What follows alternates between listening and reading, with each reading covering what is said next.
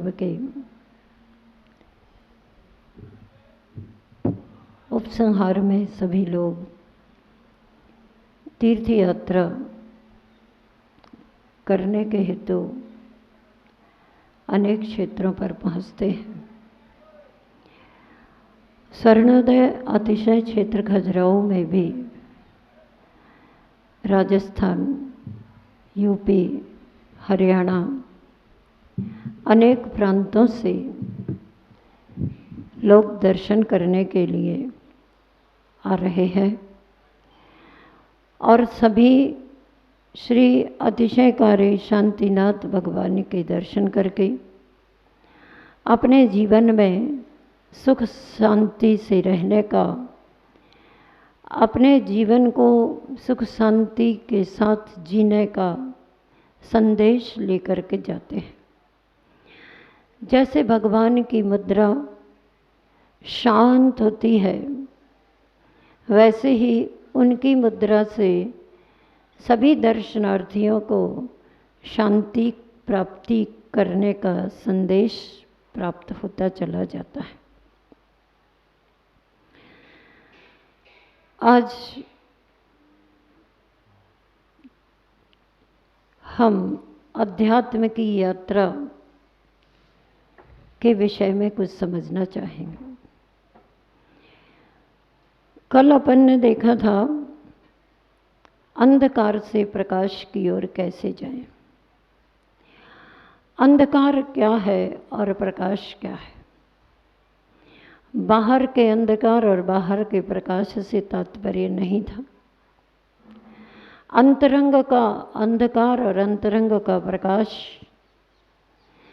अंतस का अंधकार अज्ञान और अंतस का प्रकाश ज्ञान।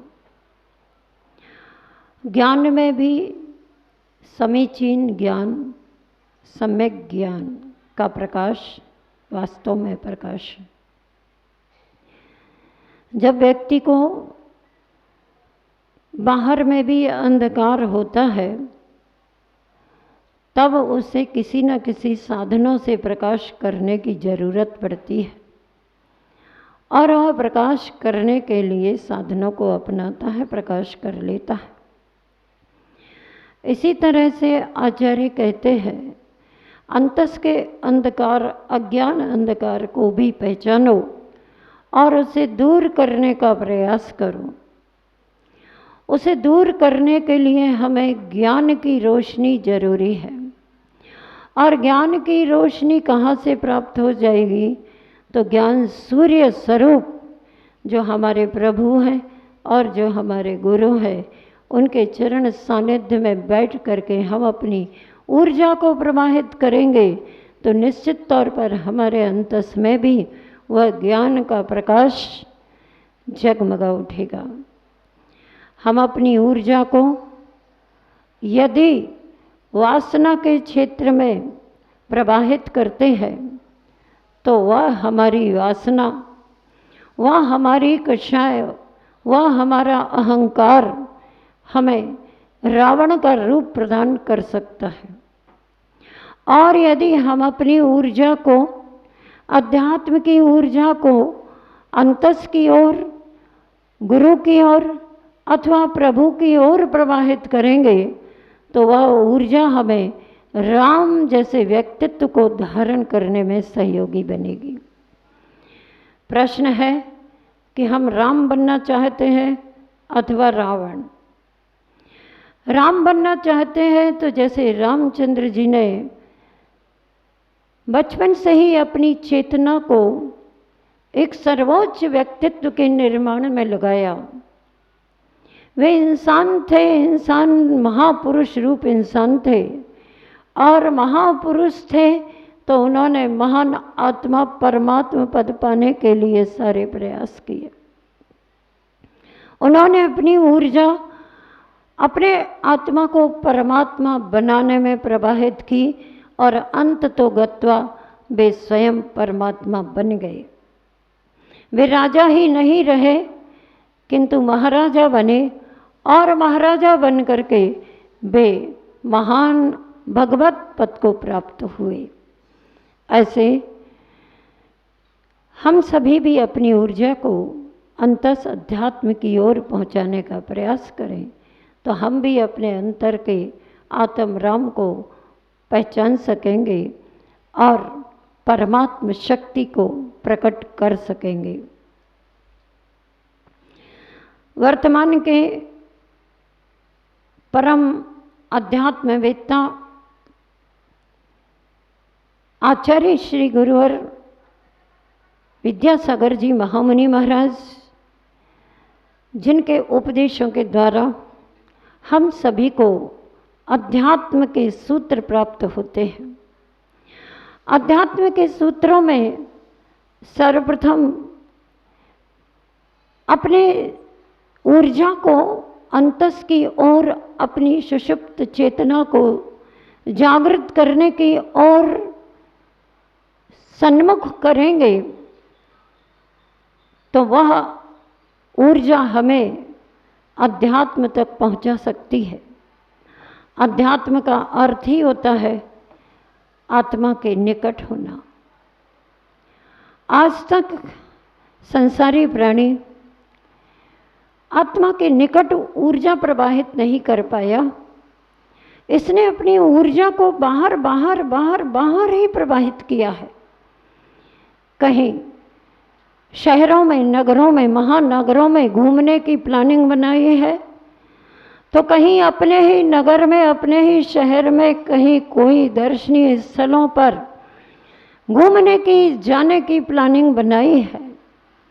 अपने अंतस में अनंत गुणों के फूलों से युक्त ऐसा अध्यात्म का बाग है, बगीचा है कि उस ओर जाने का हमारा प्रयास जारी नहीं हुआ। आज हम अपनी ऊर्जा को अंतस की ओर ले जाने का प्रयास करेंगे। मनोविज्ञान में भी दो प्रकार के व्यक्तित्व का कथन किया जाता है। एक बहिर्व्यक्तित्व, बहिर्मुखी व्यक्तित्व, और दूसरा अंतर्मुखी व्यक्तित्व। बहिर्मुखी व्यक्तित्व जिसका होता है, उसकी सारी प्रवृत्तियां, मन के विचार, वचनों का प्रभाव प्रयोग और शरीर की प्रवृत्तियां सभी बाह्य क्रियाओं की ओर ही होती हैं। मन से कोई भी विचार करता है तो बहिर्मुखी व्यक्तित्व को लेकर ही विचार करता है। लेकिन हमारे परम पूज्य अध्यात्म रसिक आचार्य कुंद कुंद स्वामी जी, जिन्होंने अध्यात्म को दर्शाया है, अध्यात्म के विषय को लेकर के उन्होंने समय सार जैसे महान ग्रंथ की रचना की है। प्रवचन सार, पंचास्तिकाय, नियम सार, अष्टपौढ़ आदि पंच परमागम महान ग्रंथों की रचना की है, जिनका अध्ययन करके हम समझ सकते हैं अध्यात्म क्या चीज़ है। मनोविज्ञान की दृष्टि से जिसे हम अंतर्मुखी व्यक्तित्व कहते हैं, वह बहुत कुछ अध्यात्म से जुड़ा हुआ होता है।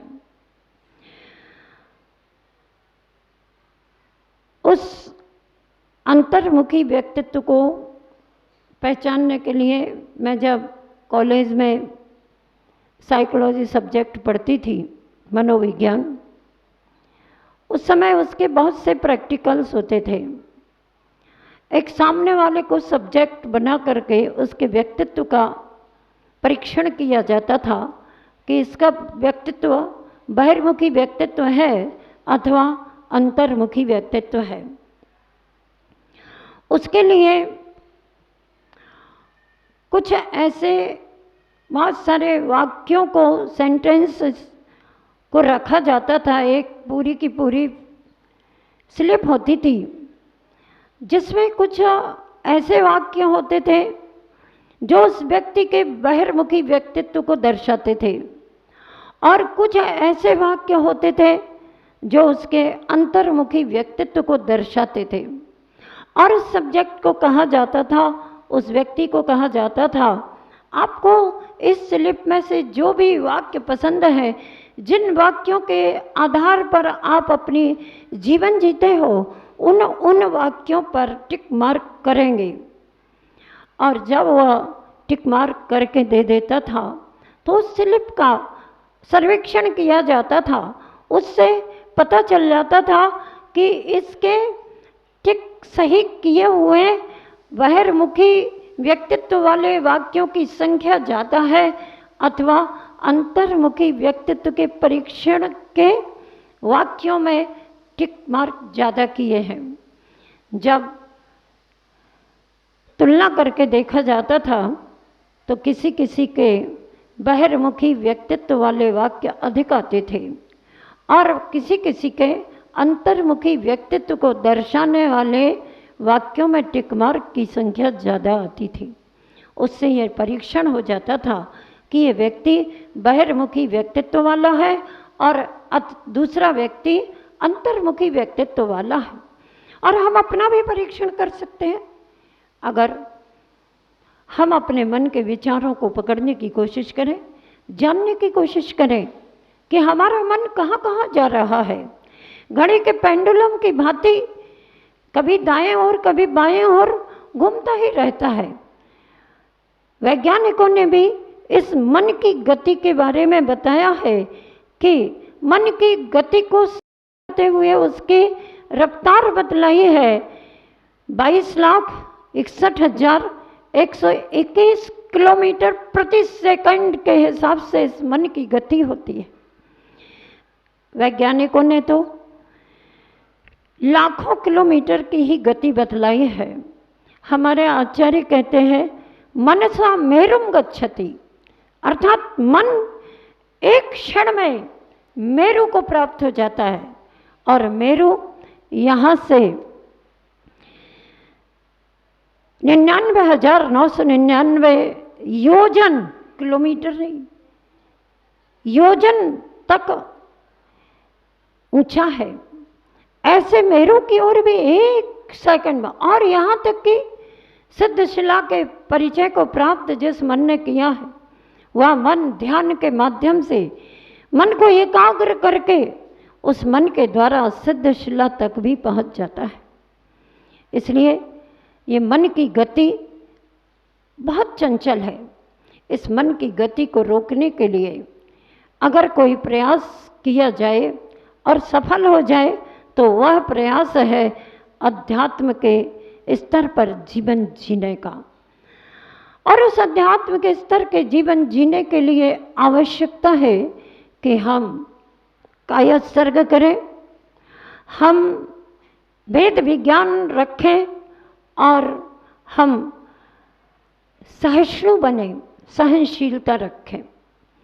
अध्यात्म के बल पर कायोत्सर्ग में बैठकर आपने सुना है कि जो भी तीर्थंकर भगवंत होते हैं वे सभी कायोत्सर्ग मुद्रा में स्थित होते हैं। दीक्षा लेने के उपरांत कायोत्सर्ग में लीन हो जाते हैं, अर्थात शरीर का एक आसन निश्चित करके बैठ जाते हैं।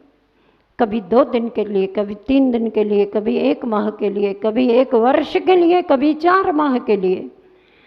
और उस समय गर्मी, सर्दी, वर्षा और शरीर के कोई भी कष्ट आदि की ओर ध्यान नहीं जाता, तो वे कायोत्सर्ग में अपने आप को विजय प्राप्त करने वाले हो जाते हैं। ये किसके बल पर होता है? ये मात्र अध्यात्म के बल पर। और अध्यात्म कहता है भेद विज्ञान के बल पर। भेद विज्ञान किसे कहते हैं?